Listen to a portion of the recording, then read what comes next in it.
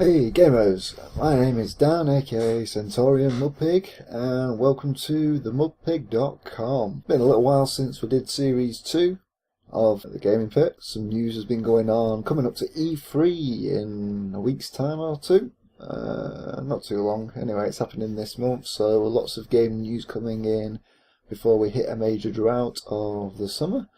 But something worth sharing with you before then, which have piqued my interest on the gaming news sites out there.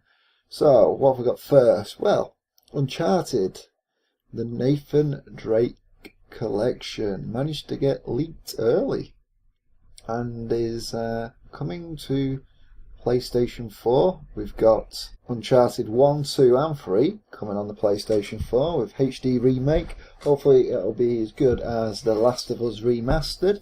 Get to finish that. So looking forward to that, apart from the fact that the developers do not like anyone to upload video footage of their game to there, I believe.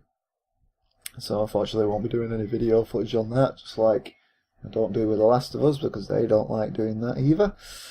Moving on to GOG.com, they've got summer sales under full swing, so if you enjoy your old games, or want to test some old games that you never played before, or you want to check out some new releases on their Galaxy platform, which is their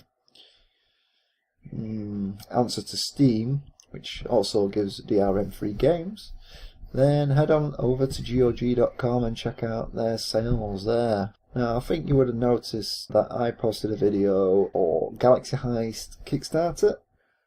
Yeah, that's what would you class it as?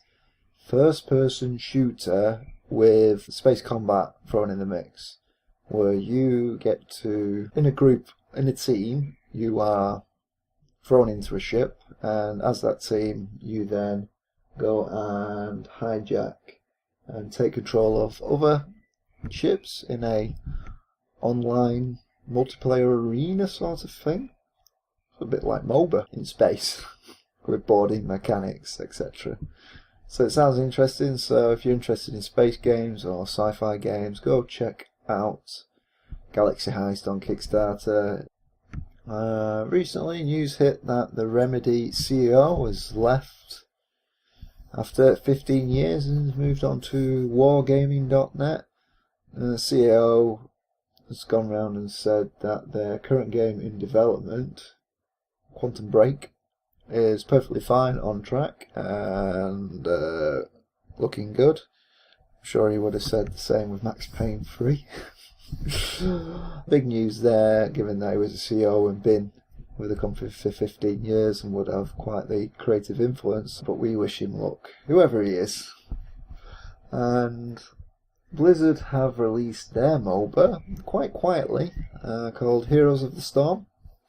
I don't know much, but if you head on to their website for Heroes, which you can always, as normal, find in the description in the video, you can go and check out the announcement on there. But basically, you know, it just says Heroes of the Storm officially launched around the globe. If you're interested in what Blizzard do, then I'm sure you'll be interested in checking that out. Another video game come out in beta, which is Dirty Bomb, which is a first-person shooter that's been released on Steam. So you can head over there and download it for free and go check out and get involved in the open beta.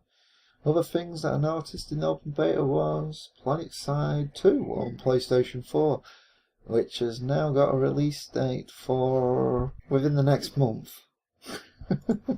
Sticking with online games, Mechwarrior Online. I first checked out Mechwarrior Online when it was released and came out beta, but wasn't too keen with the whole pay to win aspects of pay to get better mechs and pay to get upgraded storage for your mechs, which the community loved and bought loads of, so they rolled with it and put lots more. And they have Community Warfare Beta 2, which sounds interesting. It's something what the Mechwarrior community have been pleading for a good, what, 2 years maybe, if not longer.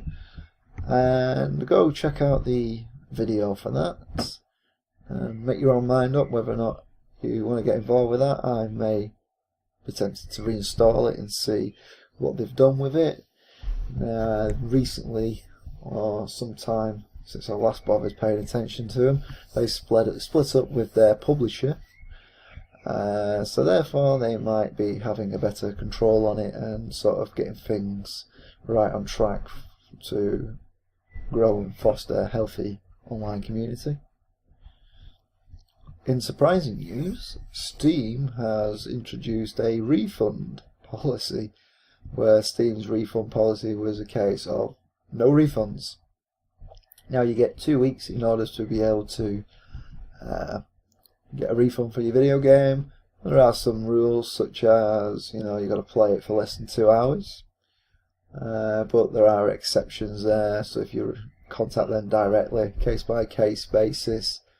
So possibly some good news, but really, did they do it out of the kindness of their heart, or was it the case that they were forced to by legislation in certain countries in which they sell video games and therefore require to have a refund policy?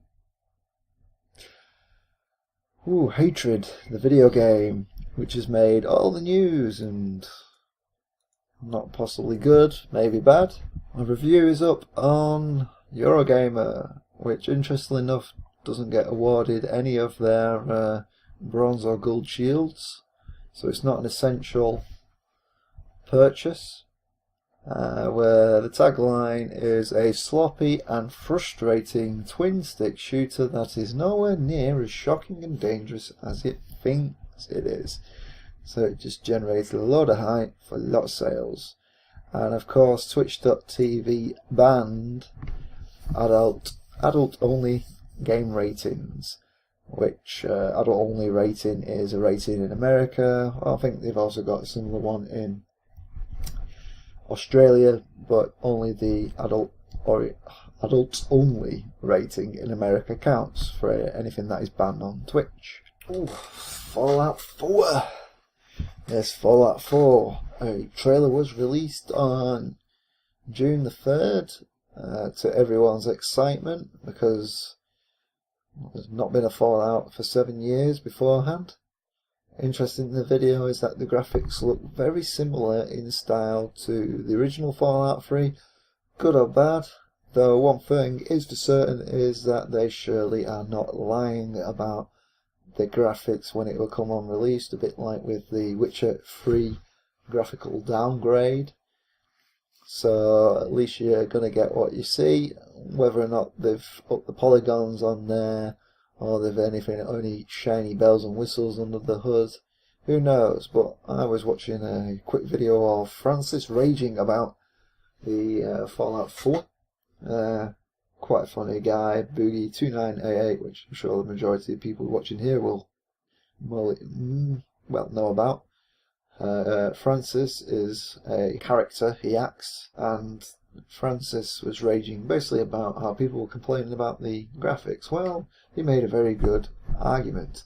Case of the Order 1886, is it?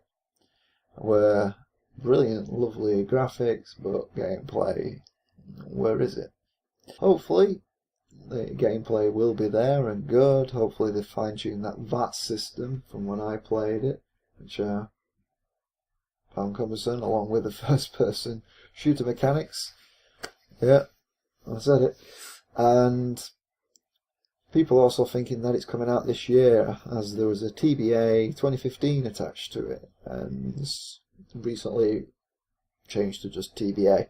So, to be advised whether it's released this year or subsequent years from now. I've got a feeling that possibly the end of this year, Christmas. Moving on to consoles. Destiny the Taken King is an expansion apparently spotted again. So this will be the third expansion of Destiny. The first one being whatever it's called. And the second one being recently House of Wolves.